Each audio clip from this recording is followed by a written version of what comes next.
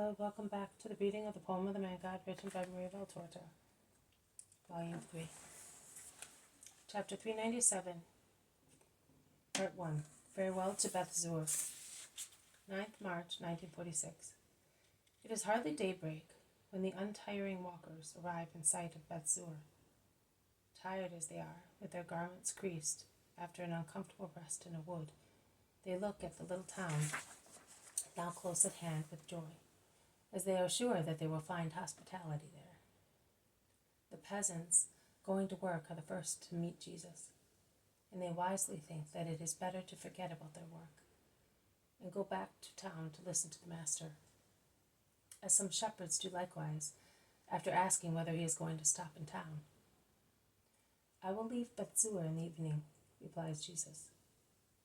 And are you going to speak, Master? Certainly. When? At once. We have our flocks. Could you not speak here in the country? The sheep would graze and we would not miss your word. Follow me.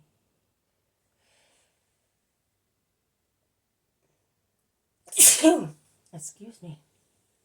I will speak in the pastures north of the town.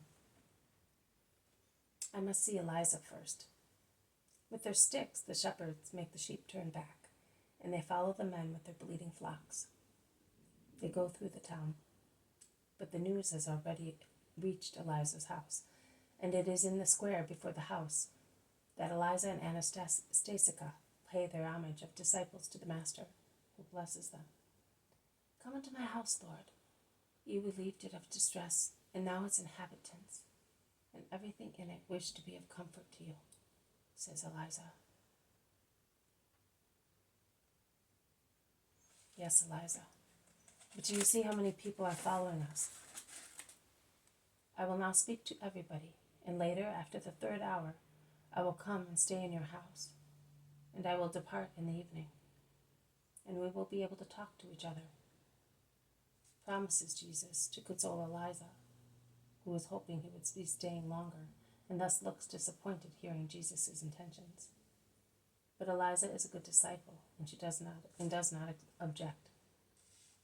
She only asks to be allowed to give instructions to the servants before following Jesus, and she does so quickly.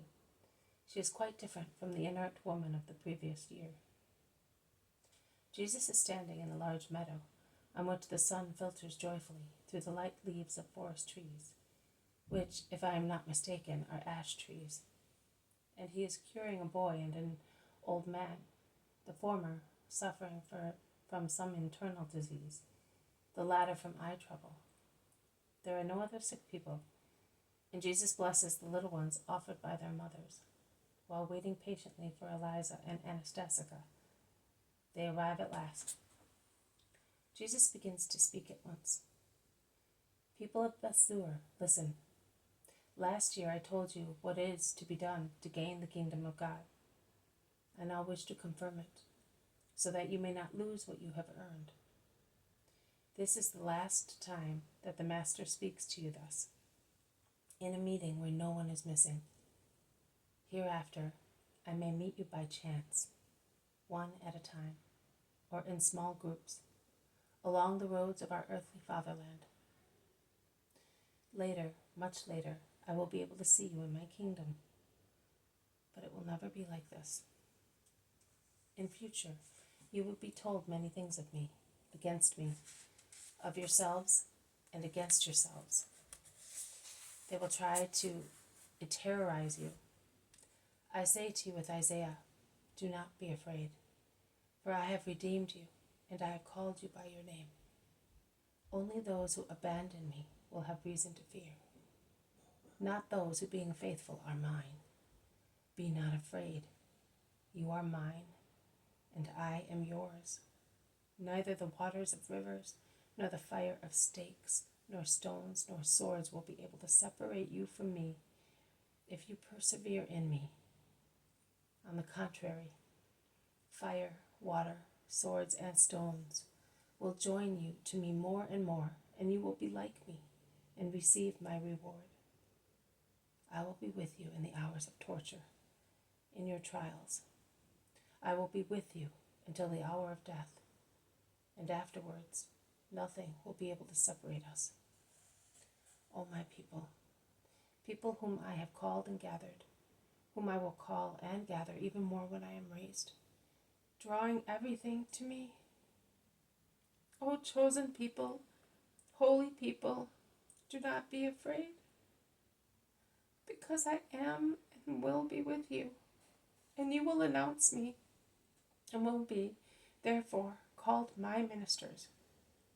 And I will give you, nay, I give you now, the order to speak to the north, south, east, and west, to make everybody become the children of God, also those at the farthest borders of the world, so that everybody may recognize me as their king, and invoke me by my true name, and may partake of the glory for which they were created, and may be the glory of him who created them and perfected them.